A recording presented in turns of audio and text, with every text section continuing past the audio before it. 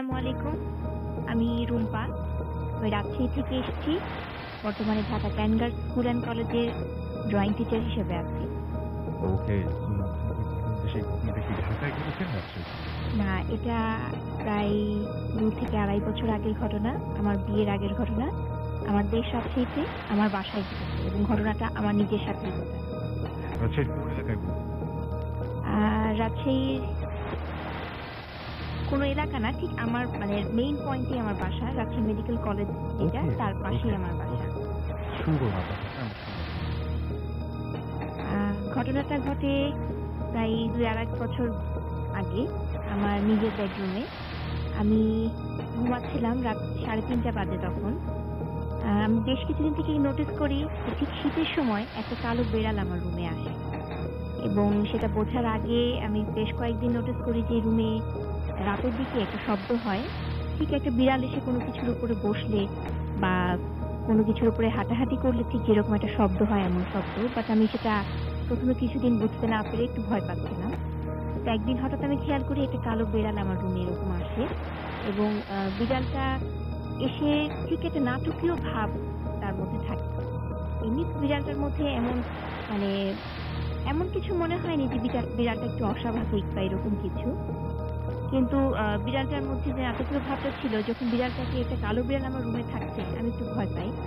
এইজন্য বিড়ালটাকে আমি বেশ কিছুদিন চেষ্টা করেছি যে ওকে আমি তাড়িয়ে দেই বা বিড়ালটা যেন আমার রুমে না থাকতে পারে। কিন্তু বিড়ালটা ঠিক এমন একটা আচরণ করে, মনে হচ্ছে সেটা আমার পোষা বিড়াল এবং আমি যেন তাকে রুম থেকে বের করে না দিই, সেটার একটা নাটকীয় চেষ্টা। যে আমাকে মানে ওর ভাষায় মনে হচ্ছে আমাকে বলার চেষ্টা করে যে প্লিজ আমাকে শীতের রাতে আমাকে রুম থেকে বের করে দিন। তো আমি এটার জন্য আর পরে আর তেমন কিছুই করিনি, যে ঠিক আছে ও যখন প্রতিদিন রাতে এসে আমার রুমে এভাবে থাকেই, থাক, সমস্যা নেই। একদিন এরকম রাতে হঠাৎ করে আমার ঘুম ভেঙে যায়।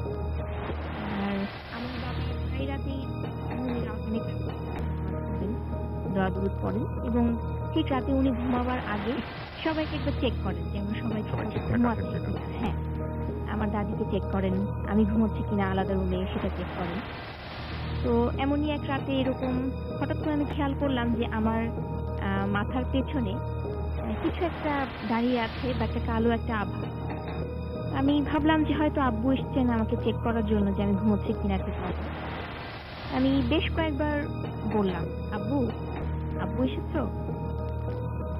কোনো সাড়া পেলাম না। বেশ স্বপ্নও দেখছি। আবার একটু যখন হলো তখন আমি আবার বললাম যে, আব্বু তুমি এসেছো? তাতেও যখন কোনো সাড়া পেলাম না এবং স্টিল সেটা আমার পেছনে ওইভাবেই দাঁড়িয়ে আছে। আমি তখন বিছানা থেকে লাফ দিই। ওঠার পরে ঠিক মশারির ভেতর থেকে বাইরের দিকে একটা মুখের আদলের উপর হাত দিলে যেরকম একটা অনুভূতি হয়, ঠিক তেমনই একটা অনুভূতি আমি আমি পুরোপুরি বুঝতে পারলাম যে হ্যাঁ, একটা মুখের আদল, সেটা একটা কালো রঙের একটা মুখের আদল।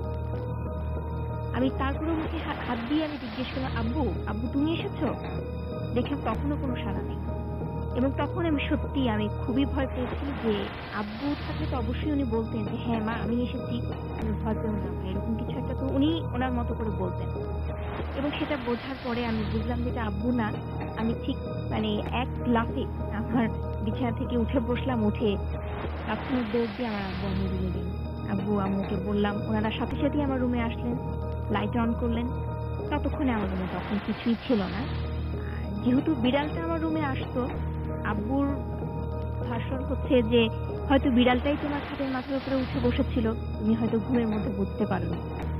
বাট আমার মনে হয় যেটা আসলে আমার কোনো হ্যালুসিনেশন না, এটা আসলেই একটা অন্য কিছু ছিল বা হতে পারে মানে অবাস্তব কারণ কিছু ছিল। মানে পুরো জিনিসটা তো আপনি অনুভব করেছেন। হ্যাঁ, পুরো জিনিসটার যে সেটাই। যে মানে যেটা আপনি এক্সপেরিয়েন্স করেছেন, জি, আপনি হাত দিয়ে যখন বুঝতে পেরেছেন, আপনি বলছিলেন আমাকে অফ এয়ার যেটা সলিড জি। ছিল, হ্যাঁ, রাইট? এটা সলিড ছিল। এবং বিড়ালের মুখে হাত দিলে নিশ্চয়ই আপনি বুঝতে পারতেন যে হ্যাঁ, লোমশ টাইপের লোমশ কিছু একটা একটা। ভাব। রাইট, সেরকম কোনো কিছু ছিল না, না। এটা একদম সলিড এবং একটা ফেসে হাত দিলে, যেরকম একটা লাগে। কাপড়ের উপর দিয়ে একটা ফেসের উপর হাত দিলে যেরকম একটা আপস এন্ড ডাউন থাকে, হুম। নাকটা একটু উঁচু বা চোখের ইটা একটু একটা হ্যাঁ, আপনি ফেসে ফাইন হাত আর্টসের দিলে তো স্টুডেন্ট, তো আপনি আরো ভালো বুঝবেন। মানে জি, রাইট।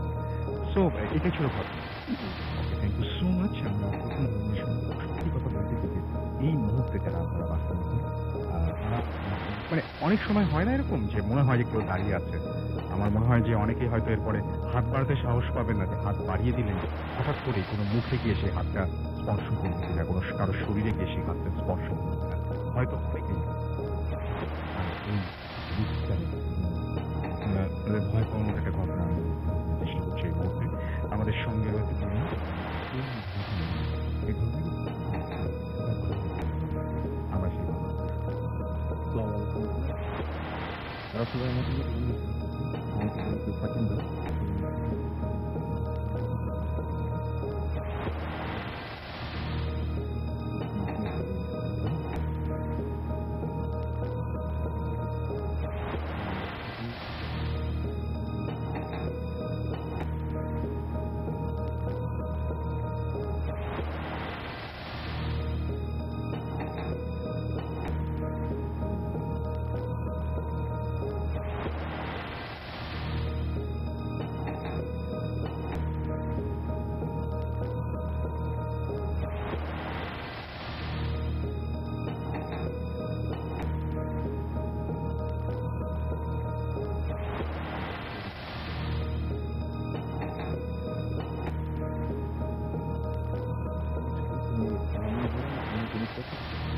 জিনিসপত্রগুলো যেখানে আছে জিনিসপত্রগুলো ওইখানকার নেই। তো রশি দিয়ে তৈরি করে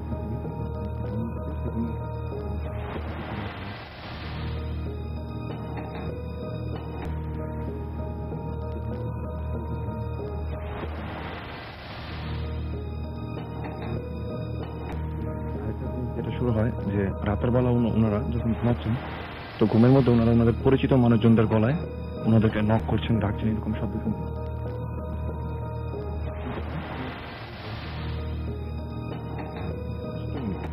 তো এমন কিছু পরিচিত মানুষের ভয়েস তারা শুনতো যাদের বাসা থেকে মোটামুটি অনেক দূর, এবং তাদের পক্ষে এত রাতে এসে তাদেরকে ডেকে চলে যাওয়া না সম্ভব একটা ব্যাপার।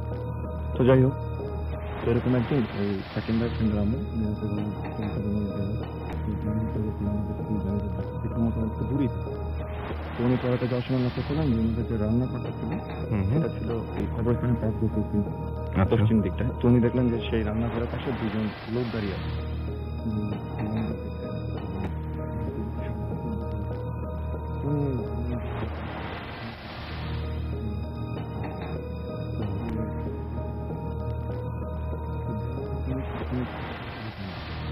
তো আমি বলে রাখি যে উনি ওইখান থেকে যদি কেউ চলে যায় তাদের কিন্তু দেখতে পাওয়া যাবে, কারণ গ্রামে অনেক দূর পর্যন্ত চলে গেলেও মানে দেখা যায়।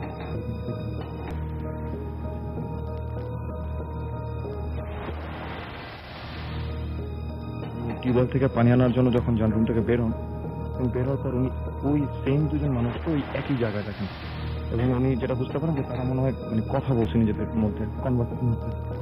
তো উনি জাস্ট রুমের ভিতরে চলে এসে ওনার হাজবেন্ডকে বলেন যে উনি ভাবেন হয়তো দেখেন কিছু মানে এই টাইপের কিছু লোক হতে পারে। তো ওনার হাজবেন্ডকে বলার পর ওনার হাজবেন্ড টর্চ নিয়ে বের হন। তো টর্চ নিয়ে বেরোর পর তারা মানে পুরো কবরস্থানের আশেপাশে সব জায়গায় টর্চ নিলেন, কিন্তু মানে কাউকে সেখানে দেখলেন না। তো যাই হোক, ওনারা এটাকেও স্বাভাবিকভাবে নেয়। তো একদিন যেটা ঘটে যে ওই সাকিম ভাই ফ্রেন্ডের আম্মু উনি রান্নাঘরে কাজ করতেছিলেন। তো উনি রান্নাঘরে মাছ করতেছিলেন। তো মাছের যে ময়লাগুলো ছিল, তো মানে গ্রাম দেশে যেটা হয় যে রান্নাঘরের পাশেই যে রান্নাঘরে যে ময়লাগুলো থাকে সেগুলো সেখানেই ফেলা হয়। তো উনি সেখানে ফেলে দিয়ে এসে তরকারি কাটা শুরু করেন। তো এই সময় যেটা ফিল করলেন যে কোনো একটা জিনিস তাকে জাপটে ধরেছেন, এবং মনে হচ্ছে যে তাকে মাটির সাথে মিশে ধরেছে, এমন ভাবে চিপে ধরছে তাকে মাটির সাথে। তো তার ধস্তাধস্তির শব্দ শুনে পাশের রুম থেকে তার শাশুড়ি বেরোয় আসেন। তো বেরোয় এসে উনি যেটা দেখেন যে উনি অচেতন অবস্থায় মাটিতে গড়াগড়ি করছে, এবং তার মুখ দিয়ে ফোম টাইপের লিকুইড বেরোচ্ছে। তো তাকে রুমের ভিতরে নিয়ে আসা হয়। তো রুমের ভিতরে নিয়ে আসার পর তাকে হুজুর দেখানো হয়। তো হুজুর রেখে তাকে সার্ভিস দেওয়া হয় তার হাতে। তো তারপর থেকে তাদের বাসায় প্রবলেমগুলো বেড়ে গেল, মানে খুব মানে অনেক বেশি আকারে শুরু হলো এই প্রবলেম ফেস করা। যে অনেক সময় এমন হচ্ছে যে আশেপাশে বাসায় সব স্বাভাবিক, বাট কিন্তু তাদের বাসায় মনে হচ্ছে যে খুব বড় টর্নেডো বা ঝড় থেকে কোনো কিছু তাদের বাসার উপর দিয়ে বয়ে যাচ্ছে। এবং সকালবেলা যখন ওনারা উপরে পড়ে আসে, বাট আশেপাশের বাসার বাড়ি ঘর কিন্তু সব স্বাভাবিক।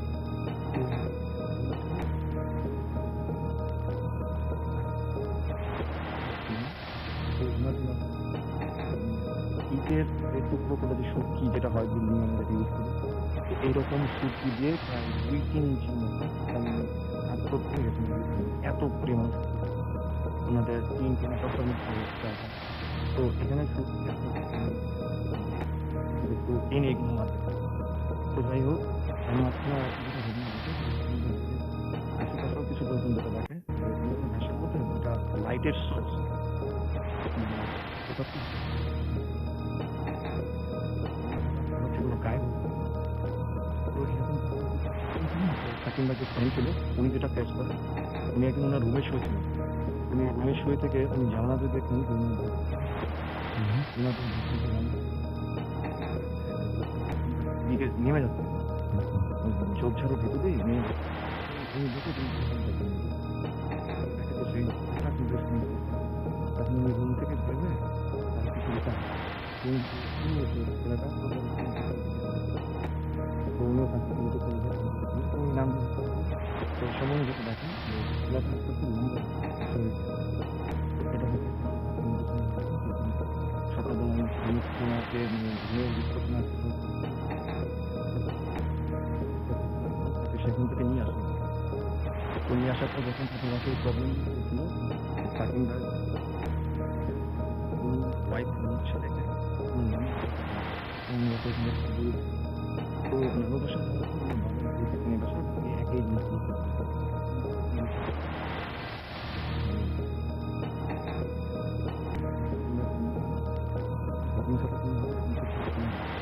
উনি একদিন রাতে যেটা স্বপ্নে দেখেন যে কেউ একজন থেকে বলতে যে তাদের বাসা একজন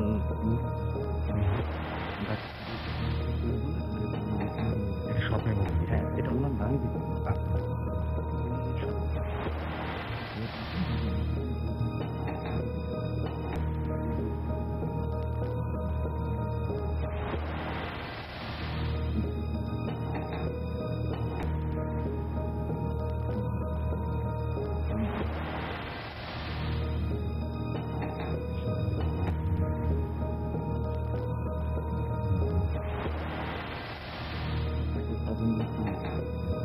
তদন্তগুলো তুলে বলার পর ওই বুজুর্গ যিনি ছিলেন ভদ্রলোকটা উনি আসলে মানুষ ছিল প্রায় 17 কাছ থেকে তো তাকে বলার পর উনি বলে যে এই জায়গায় ঘটনা ঘটছে তুমি সেখান থেকে যাও।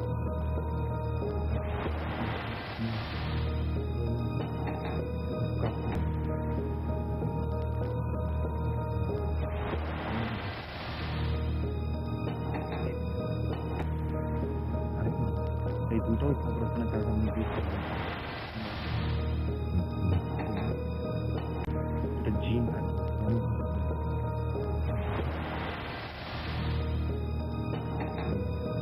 এবং জিন দেখছি এখান থেকে তারা চলে যাবে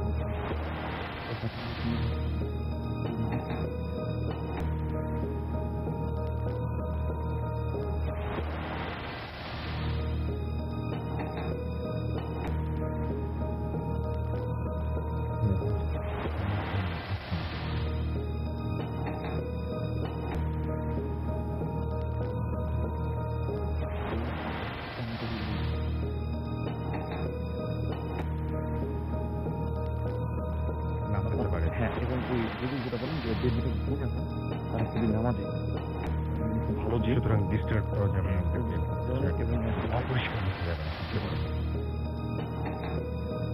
খুবই অদ্ভুত ব্যাপার যে মানুষ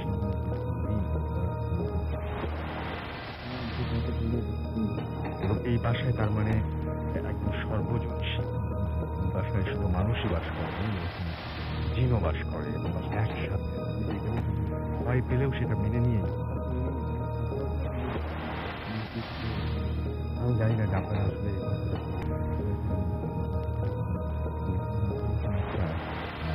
আপনাদের দেওয়া হয় যে হয় এই জায়গাটা ছেড়ে দিতে হবে একসাথে বেশিরভাগ মানুষ খুব বিপদ না পড়লে আমি যখন জানবো আসলে আমার সাথেও জাতি বাস করবে যেটা কিনা জিন জাতি আমরা বলছি সেই মানে এটা মেনে নেওয়ার খুব কঠিন। আমরা একটু রিভিউ করি আমাদের আজকের যে ঘটনাগুলো ঘটলো। আসলে সত্যি কথা বলতে কি যে এই যে একটু আগে বড় ভাই বলছিলেন যে আপনার সঙ্গে একটা জিন আছে এবং এটা নিয়ে এটা কোনো সময় আমাদের কিন্তু মাথার ভিতরে আসতে হবে না। এটা নিয়ে চিন্তা করলে কিন্তু আসলে মানে আমি আমি যদি একটু মনোযোগ দিই বা এটা নিয়ে একটু ভাবি ডেফিনেটলি অনেক ভয় লাগবে। আমি যদি হঠাৎ করে মনে করি যে হ্যাঁ, আমার বাসার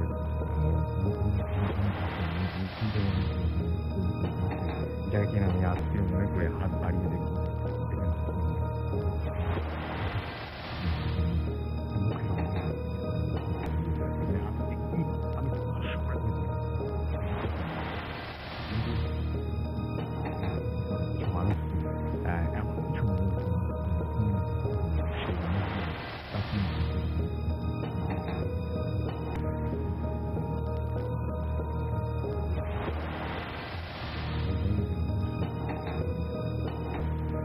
তো এই ব্যাপারগুলো একটু গভীরভাবে চিন্তা করলে আসলে বুক মানে শরীর শিউরে কেঁপে ওঠে। মানে যদি আসলে মজা পেতে চান তাহলে যে ঘটনাগুলো শেষ হয়ে যাবে বাসায় প্রথম যখন থাকবেন শেষ হবার পরে ঘুমানোর মধ্যে যদি একটু চিন্তা করেন দেখবেন স্পেশালি তাদেরকে বলছি আর কি। আচ্ছা শুনতে চাই আপনাদের যে এই আমাদের রাজশাহী লিখেছেন আমার কথাটি পড়ে শোনানো করছি।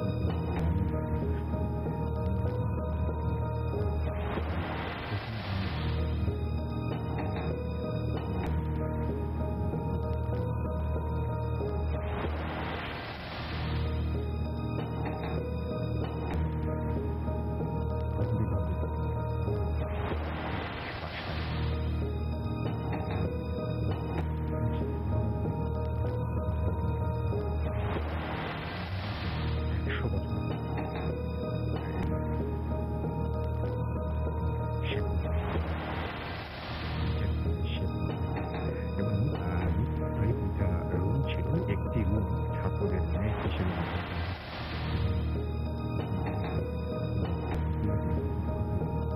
এই রুমের পাশে ছিল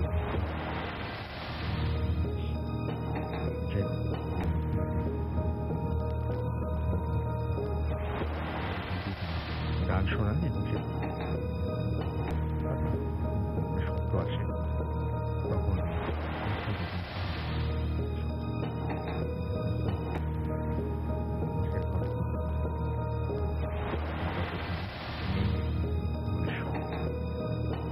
তারপর সে নিজেকে সান্ত্বনা দিয়ে আপনি যে কথা আপনি বলছেন প্লিজ যারা শুনে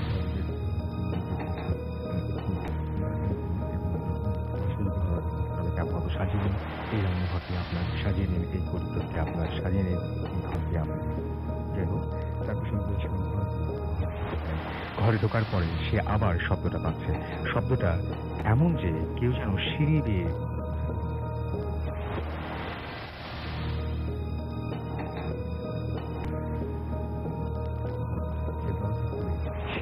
দোতলায় যায় এবং সে পাচ্ছে। তারপর সে তাড়াতাড়ি তার ঘরে যায় এবং দুই একবার বাবা মা ঘরের দরজা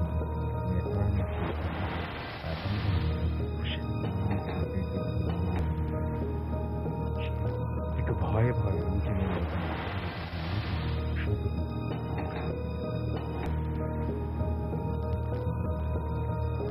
এবার সে সাহস করে তিনতলার সিঁড়িতে উঠতে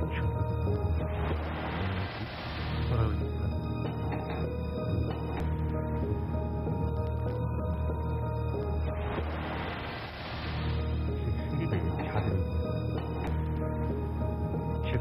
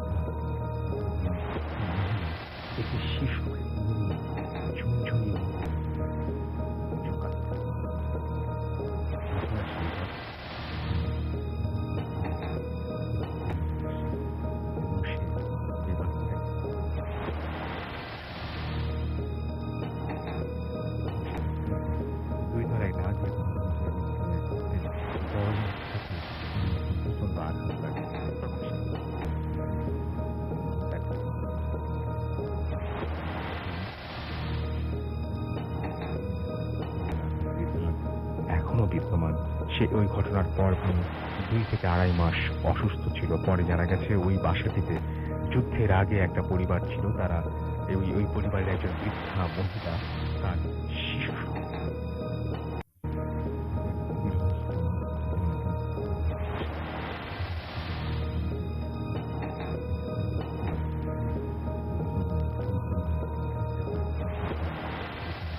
এখন সে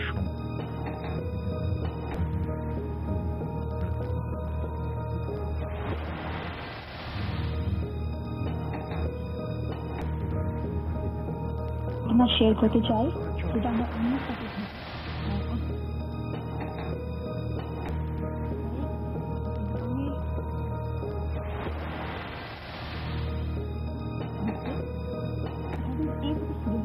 একদিন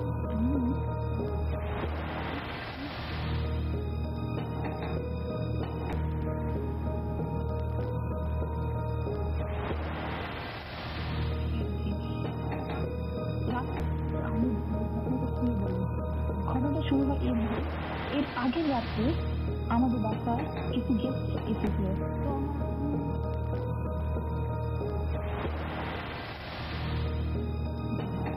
আমাদের বিল্ডিংটা হলো 2 ফ্লোর বিল্ডিং। আমি আমার ভাই সেকেন্ড ফ্লোরে ছিলাম আর আমার আম্মু কিছু কাজ করতেছিল। তো গেস্ট যাওয়ার পর সে কাজটি নিয়ে গেছে ধোবার জন্য। তো হয়েছে কি, এখন আমরা সবাই জানি কি গ্রামের ইলেকট্রিসিটি প্রবলেমটা অনেক বেশি। তো আমরা সবসময় হাতে চার্জিং সে একা ছিল, তো সেও একটা চার্জিং লাইট হাতে করে নিয়ে গেছে। আর তখন সে কাপগুলো ধুইতেছে। আর আরেকটা কথা বলে দিই, আমাদের গ্রামের এরিয়াতে পাম্প হ্যান্ড পাম্প ইউজ করা হয়।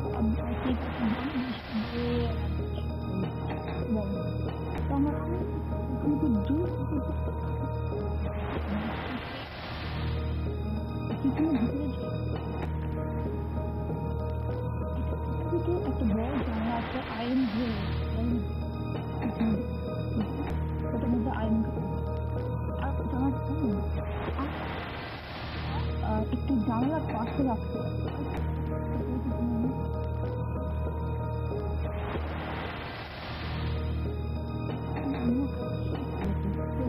কাজগুলো কি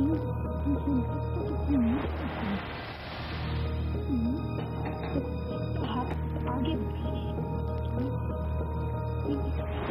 এক্সপেক্টই করতে পারবে না এরকম হতে পারে তার সাথে।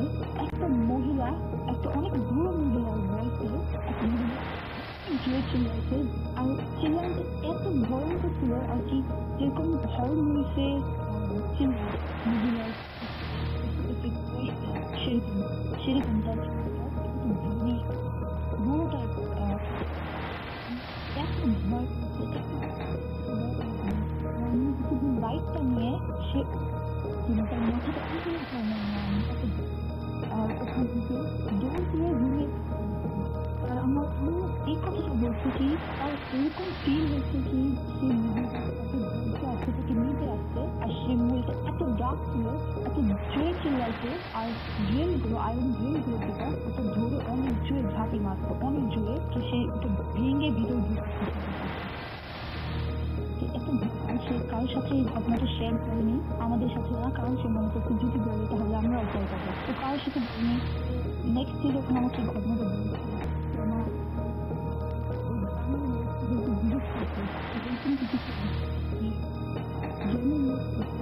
হ্যাঁ এখানে ওই মহিলাটাকে দেখছে, অনেকজন দেখছে। আর যে এরিয়াতে আমরা যে এরিয়াতে আমাদের কিচেনটা কনস্ট্রাক্ট করছি, ওই এরিয়াতে তারা বেশিরভাগই ওই মহিলাকে দেখতো। আর সে মহিলাকে ডিসক্রাইব করছে কি সে সাদা শাড়ি পরা ছিল, আর সে অনেক বুড়ো, অনেক বুড়ো রিঙ্কল। আর সেটা ফেস দেখা যায় না, বাট অনেকজন যারা দেখছে তারা বলছে যে সে অনেক বুড়ো। তারপর অনেকজনের সাথে এইসব ঘটনা ঘটেছে সেই মহিলাটা নিয়ে। তো তার নাম সাদাবড়ি। তো আপনার যদি কেউ যান ওখানে, আপনার যদি জিজ্ঞেস করেন সাদাবড়ি স্টোরি, আপনার অনেক স্টোরি শুনতে পারবেন। তো এই ছিল আমার ঘটনা। আর আমরা চলে যাবো আবারও ঘটনা, সেটা এই মুহূর্তে আছেন তার কাছে একটা ঘটনা শুনে আসবো আমরা। এই কাহিনীটা হচ্ছে আপনার ঢাকা শহরের মোহাম্মদপুর এলাকার একটা বাসা, বাবর রোডের একটা বাসা। Okay. হ্যাঁ, বাসাটা আমি নিজের চোখে গত 4-5 বছর আগে দেখেছি। ওইখানে পর একটা বাসা, এগুলো সে পুরনোই ছিল। এখন আমি ওখানে সঠিক বেশ জানি না। কিছু পুরনো বাসা আছে। হ্যাঁ, বাট এখন পুরো জানি না ওটা মোহাম্মদপুর ভেঙে এলাকা ফেলছে কিনা, বাট আমাকে ও যেভাবে লোকেশন বলেছে তো সম্ভবত ওগুলোরই কোনো একটা বাসা। বাসাটা বেশ বড় আকৃতির আর কি। আচ্ছা। তো যাই হোক, তো যেটা বলেছেন উনি হচ্ছে শওকত ভাই। উনি আপনার অনেক আগে, মানে আজ থেকে ধরেন 80-র দশকে, উনি তখন ইয়াং কলেজের ছাত্র। হুম। তো ওনার বাবার সাথে রাগ করার কারণে ওনাকে বাসা থেকে বের করে দেয় আর কি। আচ্ছা। তো বের করে দেয় মানে ওনাকে মানে বকাঝকা করে, বলে বেরিয়ে যায় সে। তো উনি বাসা থেকে বেরিয়ে আসে। আচ্ছা। তো বের হয়ে এসে উনি চিন্তা করে কোথায় থাকবে, বন্ধুদের সাথে মানে গল্প গুজব করে। তো এক ফ্রেন্ড বলে যে আমার খালুর বাসা আছে বাবার রোডে, তো বাসাটা খালি পড়ে আছে। হুম। আমার খালু উনি বিজনেসম্যান, উনি এখানে থাকে না, উনি গুলশানে থাকে, কিন্তু ওনার এই বাবার রোডে বাড়ি আছে, তুই এখানে থাকতে পারিস। বললে আমার খালুকে বললে তোর এই মানে কেয়ারটেকারের মতো ওইখানে থাকতে দিবে, কোনো ব্যাপার না। হুম। তুই মানে তোকে সুন্দর করে রুম টুম করে দিবে, কারণ ওই বাসাটা মানে যুদ্ধের সময় ওখানে কিছু বাসার মধ্যে পাকিস্তান আর্মি ক্যাম্পের মতো করছে। আচ্ছা। তো সুতরাং ওগুলো এমনি পড়ে আছে, আর খালুর এখন এত টাকাও নাই ওটাকে রিনোভেট করার। হুম। তো উনি রাজি হয়, শওকত ভাই বলে আচ্ছা ঠিক আছে, কোনো ব্যাপার না, পুরো আস্ত বাড়ি দিতেছে তাকে। তো সে ওখানে চলে যায়। তো প্রথম যেদিন ওনাকে থাকতে দেয় ওই বাসাটার মধ্যে, উনি বলতেছে যে আমার কাছে বেশ ভালো লাগছে, কারণ আশেপাশে বেশ খোলামেলা, হ্যাঁ, হুম। বারান্দাগুলো বেশ ওপেন বড়, হ্যাঁ, এবং আচ্ছা। সেই আগের আমলের আর্কিটেকচারে করা বেশ খোলামেলা একটা বাসা। তো বসলাম, বসে নিজের দেখি বাসা অনেক পুরনো, মানে বেশ একটু নোংরা টাইপ, বিশাল বড় বাসা, প্রায় আপনার 5-6 কাটা জায়গা। হুম। পাশে আবার বাগানের মতো আছে। তো বলতেছে যে হ্যাঁ, এবারে বেশ এনজয় করি আমি। দিনের বেলা বন্ধুরা আমরা আড্ডা করতে মারলাম, খাবার দাবার আনলাম, জেনেভা ক্যাম্প ছিল পাশে, ওখান থেকে কাবাব টাবাব খেলাম, খেয়ে আমরা সবাই আড্ডা মেরে। তো ওরা যখন চলে গেছে বন্ধুরা, মানে 7টা-8টার পরে বাসাটা পুরো নিশুতি হয়ে গেছে। মানে এলাকাটাই নীরব হয়ে গেল। মানে 80-র দশকে এখনো কিন্তু আপনি বাবর রোড, হুমায়ুন রোডে গেলে রাতের বেলা দেখবেন মানে শান্ত হয়ে যায়। হ্যাঁ, জেনেভা ক্যাম্প থেকে ছাড়ায় সামনে গেলে দেখবেন কোথাও কোথাও, তো বলতেছে ওই সময় একদমই মানে নীরব, কিছুই নাই। নীরব। আমি তখন বেরোয় কোথাও যাবো, আমার বন্ধুদের থেকে সে আমার থেকে আর কিছু বন্ধু থাকে হচ্ছে তোলে বিদ্যুৎ। তো বলে যে যাওয়ারও খুব পকেটে টাকা পয়সা নেই, আমার বাসার মধ্যেই করে রাখে। বলে যে রাত্রেবেলায় মানে আপনার ঘোরাফেরা করতে টিভি পেপার ম্যাগাজিন পড়তে পড়তে এক সময় মানে চোখে ঘুম লেগে আসছে রাত্রেবেলা। বলে যে আমার ঘরের মধ্যে বাতিগুলো ছিল হচ্ছে আপনার এই পাওয়ারের বাতি, যেগুলো আপনার 60 ওয়াট বা 100 ওয়াটের লাইট, লাল লাইট। তো বলতেছে যে একসময় আমি চোখে ঘুম লেগে আসছে, শুয়ে পড়ছি, মানে হঠাৎ একসময় ঘুম ভাঙলো, আমি দেখছি রুমের লাইট বন্ধ, মানে আলো নাই রুমের ভিতরে। তো আমি তখন ভাবতেছি রুমের লাইটকে বন্ধ করলো, কারণ সুইচ, কোনো বেড সুইচ নাই ওখানে, উঠে বন্ধ করতে হবে। একবার ভাবছি যে আমি নিজেই করছি কিনা। তো হঠাৎ করে অন্ধকারের মধ্যে মানে আবছা ভাবে তাকায় দেখতেছি মনে হচ্ছে ঘরের মেঝের মধ্যে কয়েকজন মানুষ বসে আছে, 4-5 মানুষ গোল হয়ে বসে আছে, ঠিক ধরেন অনেকে লুডু খেলে বা তাস খেলে যেভাবে বসে সেভাবে এরকম বসে আছে কয়েকজন। উনি নাকি মানে ধরফড়া উঠে বসার পরে উনি দেখে যে ওদের মধ্যে কোনো বিকার নাই, যারা বসে আছে উনি উঠে বসাতে একটা মানে বিছানার মধ্যে মানে সাউন্ড, যেন কেউ নাই এরকম হ্যাঁ একটা এরকম ব্যাপার। উনি উঠে বসে অনেক তাকায় আছে। ওনার মনে হচ্ছে ওনার নিজের হাত উনি যেরকম দেখতে বন্ধ করে, ঠিক ওইখানে ওই যে যতগুলো লোকের পুরুষের অভাব ঠিক সেভাবে, কিন্তু মনে হচ্ছে খালি গায়ে জামা। তো অনেকক্ষণ বসে থাকলো, তখন ওনার লজিক্যাল মাইন্ড উনি চিন্তা করতেছে উনি কি করবে, কথা বলবে, ওরা কি মানুষ, মানে স্বভাবতই ওনার মনে হচ্ছে এটা মানুষ, আরো ভয় পাচ্ছে। কেন শব্দ নেই, একটা শব্দ হচ্ছে না, মানে মানুষ বলতে একটা নিঃশ্বাসেরও শব্দ, সেই শব্দটা নেই। তো উনি বেশ ভয় পেয়ে উনি যেটা করলো, উনি খাটের থেকে আস্তে করে পা যখন ফেলছে তখন তাকে আস্তে করে মানে আপনার ওই পাশে যারা বসেছিল তাদের মধ্যে একজন বললো মাথা ঘুরায় তাকালো ওরা দিকে, এবং নাই, হঠাৎ করে সব আপনার ভ্যানিশ হয়ে গেছে, মানুষই নেই। তো উনি খুব ভয় পেয়ে গেছে, ভয় পেয়ে চিন্তা করলো এটা কি, তখন ওনার মাথায় ভৌতিক ব্যাপারটা মাথায় আসলো, এবং উনি বললো যে আমার তো রাতে ঘুম না হওয়ার বসাতে। তা আমি মোটামুটি গেলাম, বাথরুমে গেলাম, এবং বাথরুমে যখন গেছে বাথরুমের দরজা থেকে যখন যাচ্ছি পুরো রাস্তাটা মনে হচ্ছে বেশ লম্বা একটা করিডোরে ছিল, বারান্দা তারপর করিডোরে, মানে পুরো মনে হচ্ছে যে আমার পেছনে পেছনে দিকে ডেট আছে, পুরো করিডোর রাস্তাটা মনে থেকে তো উনি বাথরুমে যে ওখানে ওখানে আপনার বাথরুমে ঢুকছে, তো ওখানে বাথরুমে লাইট ছিল না, যেহেতু উনি একা থাকে, ওনাকে এত অর্গানাইজ করতে দেয়নি। তো প্রথম দিনটাও বাথরুমে হলো, বাথরুমটা ইউজ করছে, ওরা আবার করে থাকছে। তাহলে যখন ওই রুমে ঢুকছে ওনার মনে হচ্ছে রুমের ভিতরে মানুষ থাকছে, কথা বলতে তো খাচ্ছে, মনে হচ্ছে যে মানে একটু খাওয়া দাওয়া করলে যেরকম মানে একটা মানে পার্টি টাইপের একটা সাউন্ড আসে এবং নাড়াচাড়া হচ্ছে কিছু ফ্লোরের। উনি ঢুকে দেখে কোনো মানুষজন নেই, ফ্লোরে কি পড়া। উনি উঠছে, উঠে লাইটটা জ্বালাইছে রুমে। লাইট যখন জ্বালালো, যে দেখে যে ওই যে ওনারা বন্ধুরা কালারটাও জিনিসগুলো উচ্ছিষ্টগুলো সেগুলো ফ্লোরে বন্ধু পড়ে আছে এখনো পর্যন্ত। হ্যাঁ, নাকি পড়ে আছে কি যেভাবে উনি রেখে গেছিলেন সেইভাবে। জিনিসটাকে ধরেন কোনো মানে কুকুর বিড়াল যদি খায় যেভাবে করে যেরকম হয়, মানে চাবায় টাবায় মানে ফেলে রাখা, জাস্ট লাইক দ্যাট, ওরকম করে রাখা এবং এক জায়গার মধ্যে পাইল আপ করা। তো উনি খুবই ভয় পেয়ে যায় এবং উনি করে কি ওই রুমে আসবে না, ওখান থেকে আপনার ওই তোষকারিটা টেনে নিয়ে আসবেন রুমে, ড্রয়িং রুমের মতো জায়গাটা, ওখানে মানে ওখানে বিছিয়ে নেই ঘুমায়। তো বললো যে বাবু রাতের বেলা যখন আমি শুয়েছি আমার এত ভয় লাগছে, মানে আমার মনে আমি পুরো ফিল করতেছি আমি যেখানে শুয়ে আছি তার আশপাশ দিয়ে। উনি যখন কাহিনীটা বলতে রাখতে আমার নিজেরই বুঝতে ফিলিংস কেমন হবে। সেটাই সেটাই সেটাই। তো বলছে যে আমি যখন শুয়ে আছি মনে হচ্ছে আমার পায়ের কাছ দিয়ে মাথার কাছ দিয়ে কারা হেঁটে যাচ্ছে, পুরা লাইভ একটা বাসা, মনে হচ্ছে অন্ধকারে মানুষ হেঁটে যাচ্ছে।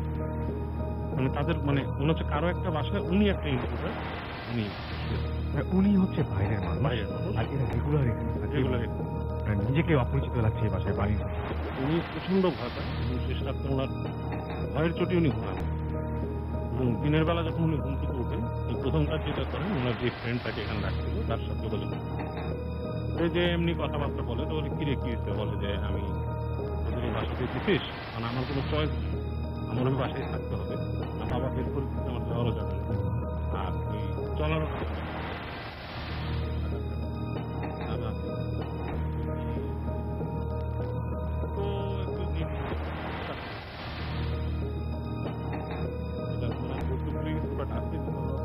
বাসাটা আরো পুরো, এটা ঠিক পাকিস্তানের যুদ্ধ তারও আরো অনেক এই বাড়িতে, সেই পাকিস্তান আমলে হয়তো দেশ বিভাগের সময় করা বা সামথিং, মানে যখন নাকি ভারতবর্ষ বিভাগ হয়, সেরকম কোনো সময় 2 তলা বাড়ি, মানে সেরকম কোনো সময় করা এবং ওনাদের মানে বংশ পরম্পরার বাড়ি, ওনাদের অর্ধেক মানে রক্ত হচ্ছে আপনার বিহারি ওদিক থেকে। তো বলে যে তো সুতরাং বাড়িতে তো হবেই, বাসাটা খালি পড়ে রয়েছে প্রায় সেই যুদ্ধের ওই সময়। ও আচ্ছা, অনেক কিন্তু খালিও খালি মানে কেউ নাই। তো বলে এর জন্য তুমি এক কাজ করো, তুমি রুম সুইচ করে তোমাকে আমি দেই, তুমি যাও এবং দোয়া টোয়া করে দিবি। তো উনি মনে করেন যে ব্যাক করে দুপুরের পরেই ব্যাক করে বাসায় এসে, তো উনি বলে যে আমি যখন দুপুরে বাসায় উঠি তখনই আমার কাছে গা ঝা ঝা লাগে, মনে হয় যে কে তাকায় আছে, কে হাসছে। আসলে মানে ব্যাপারটা নিষ্কালা কেউ থাকে, নিষ্কালা। আসলে চারপাশে কেউ থাকলে আসলে টের পাওয়া যায় কিন্তু আমার চারপাশে কেউ আসছে বা কিছু একটা। তো উনি যেটা করলো, ওনাকে উনি কর্নারের দিকে একটা রুম ছিল যেটা নাকি রাস্তায় ফেস করা, রাস্তার দিকে ফেস করা, উনি ওই রুমটার মধ্যে ঢুকে উনি এটাকে পরিষ্কার টরিষ্কার করলো, দোয়া টোয়া পড়লো, পরে ওই রুমে উনি থাকবে, বিছনা টিছনা করলো। তো করে রাত্রেবেলা উনি ওই রুমের লাইট কিনে লাগাইছে, আরেক রুম থেকে আরেকটা লাইট এনে লাগাইছে, 2টা লাইট লাগাইলো রুমে, ওই রুমে থাকার জন্য উনি।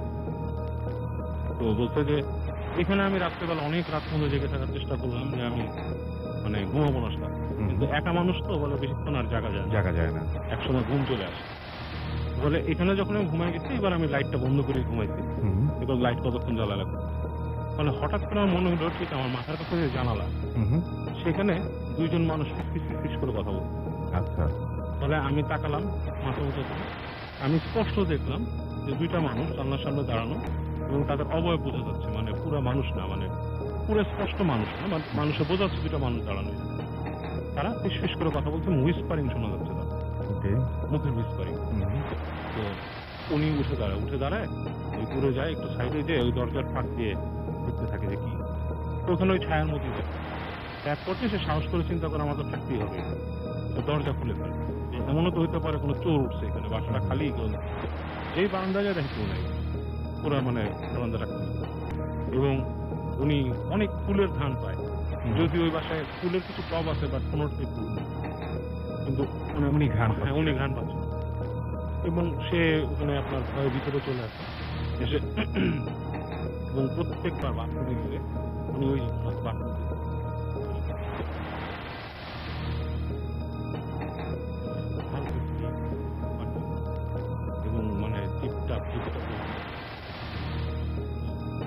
ওই বাড়িতে নাকি নিচতলার একটা বাথরুম ছিল, সেটাতে উনি বলেন ওনার সাথে একটা ওনার ফ্রেন্ড আসছিল, মেয়ে ফ্রেন্ড, ওনারা পরে আবার ওখানে ওই বাড়িতে একটা ব্যাচে পড়ার একটা পরীক্ষার জন্য কয়েকজন ফ্রেন্ড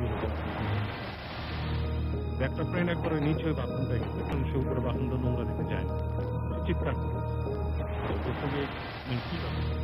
তো সে বলে দেখছে যে বাথরুমে যখন নাকি সে ঢুকছে, বাথরুমে ঢুকে সে বাথরুম ইউজ করে উঠে দাঁড়াইছে যখন, তো বাথরুমে যে পিছিয়ে ভেন্টিলেটারটা, সেখানে সে দেখছে কিমপুটকি মাখার একটা মুখ, মনে হচ্ছে রক্ত মাখা, তো মেরে টেরে মনে করেন না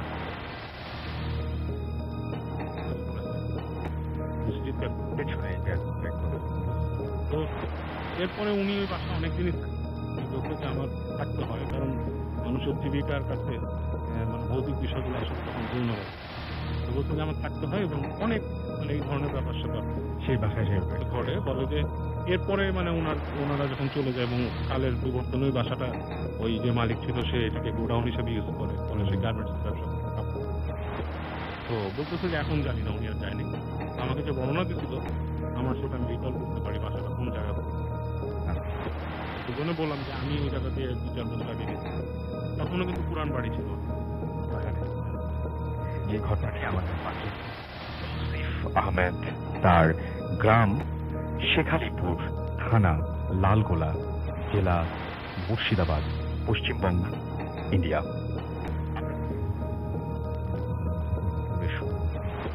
আপনার ঘটনাটি আপনার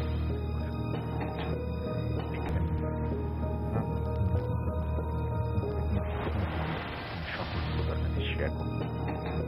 এই ঘটনাটি ঘটে আমাদের গ্রামের মশাই।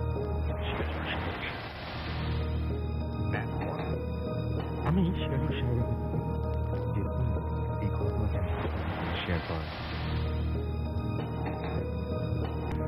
ঘটনাটি আমাদের গ্রামের নাম শেখালিপুর, আমাদের গ্রামের পাশ দিয়ে আমাদের গ্রামটি বর্ডারের পাশে, আমাদের গ্রামের পাশ দিয়ে পাশের গ্রাম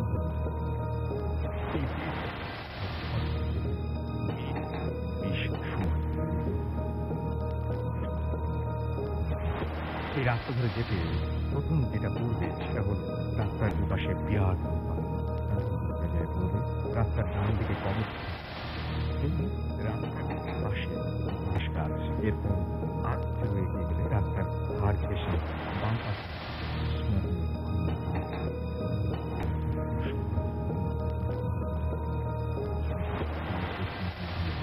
কিছুটা গিয়ে গিয়েছে মেইন রাস্তা থেকে আরো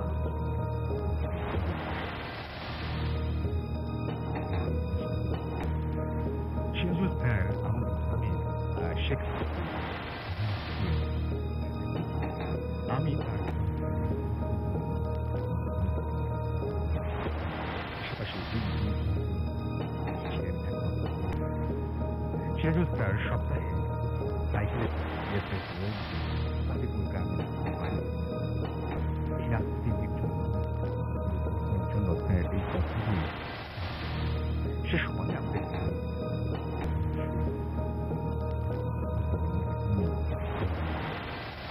আমাদেরই পরিবারের আপন দুই ভাই গন্ডগোলের জেরে খুন হয় সকালবেলায়, এবং সেদিন পুলিশ নিয়ে যায় এবং সেদিন গ্রামে নিরবতা আর শোকের ছায়া পড়ছিল।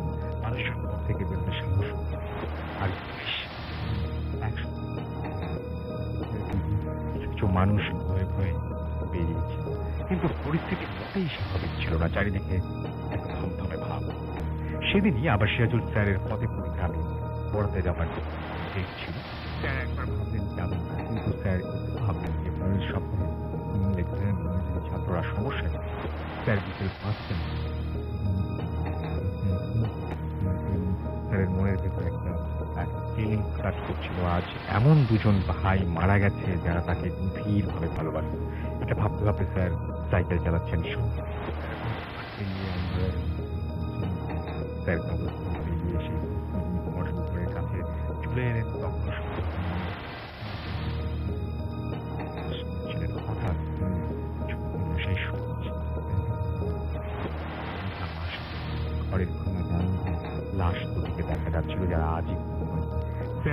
মনের ভেতর এমন সাইকেল চালিয়ে পথে পড়তে হবে। দেখুন আশিকে পড়তে পড়তে গভীর মনোযোগ দিয়ে তিনি সব কিছু ভুলে গেলেন। একসময় প্রচন্ড বৃষ্টি আর ঝোল হাওয়া শুরু হলো।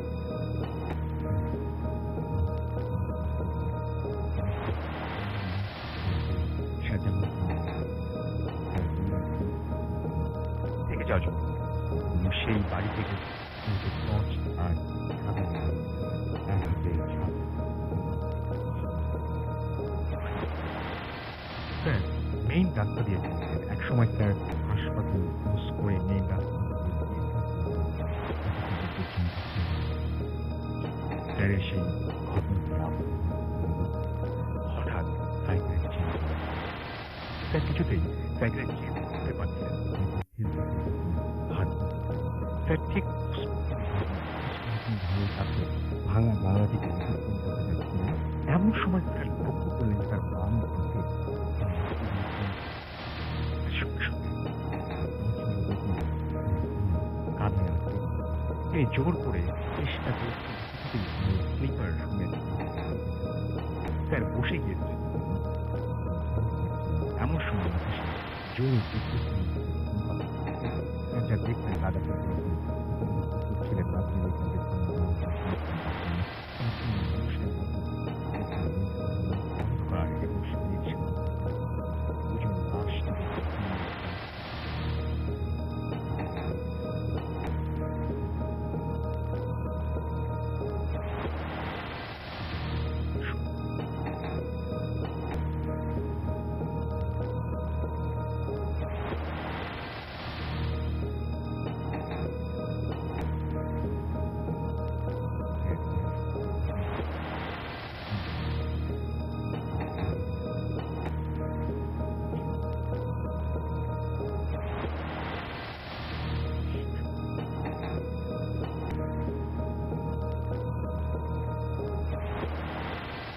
সেদিনের ঘটনা।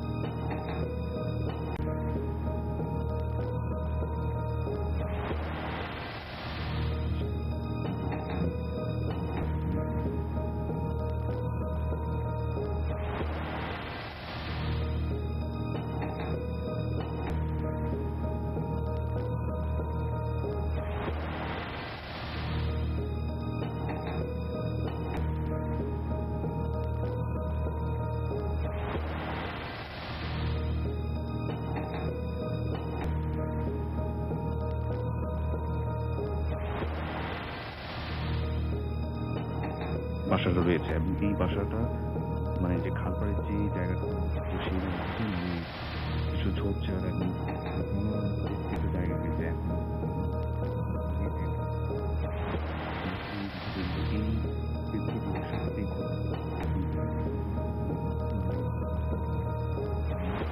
এই জায়গাতে আরো বেশি মানে বেশি সবচেয়ে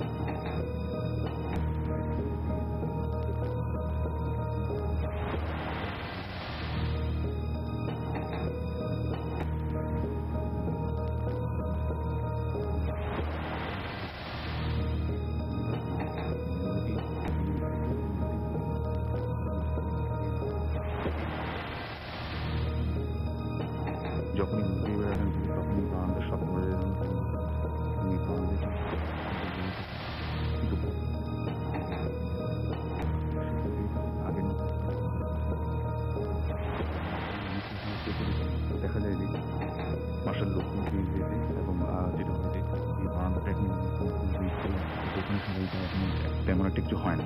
কিন্তু এখন স্পেসিফিক্যালি বর্তমানে কিছু ঘটনা ঘটেছে তাদের সাথে, সেটা হচ্ছে যে এরকম যে তারা যখন রাতের বেলা মানে কেউ একজন এই বারান্দার পাশে যে রুমগুলো সেখানে রাত্রে ঘুমিয়ে পড়ে, তখন তারা হঠাৎ করে তাদের বিছানায় বা রুমের আশেপাশে কেউ হাঁটা চলাফেরা করে, এবং এই যে যে হাঁটতে তাদের বাসারই কোনো একজন সদস্য, কিন্তু এটা কোনোভাবে সম্ভব নয়। যেই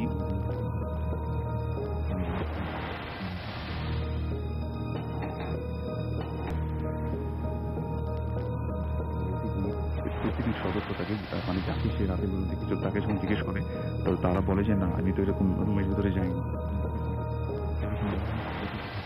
তবে রিসেন্টলি যেটা মানে বছরখানেক আগে একটা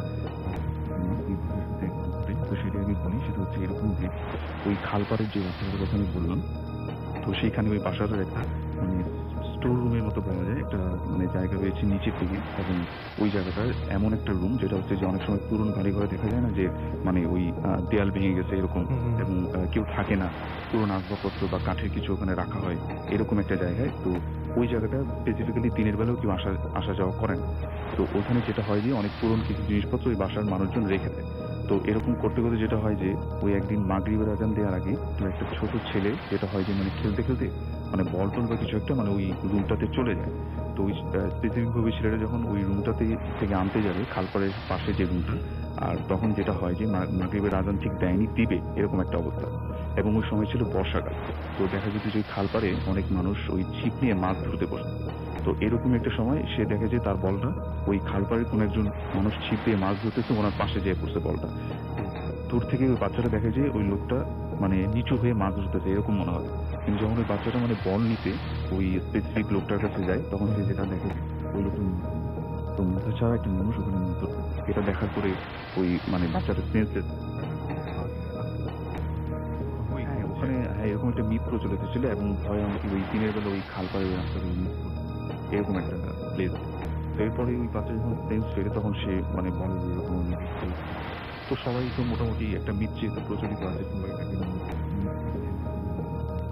তো এরকম হঠাৎ করে কিছু কোথাও ঘটনা ঘটে। যেমন আরেকটা ছোট একটা ঘটনা বলবো, যেমন ওই বাসাটি 3 তলার একটা রুম আছে, যে রুমটা মানে মোটামুটি প্রায় ম্যাক্সিমাম সময় লক থাকে। তো যখন ওই রুমটাতে যায় একজন ওই রুমটাতে যখন মানে যাবে, তো বাইরের দিক দিয়ে লক করা ছিল, সে যখন লকটা খুলে রুমের ভিতরে ঢুকবে, অবশ্যই রুমের ভিতরে লাইট অফ করা কেউ নেই।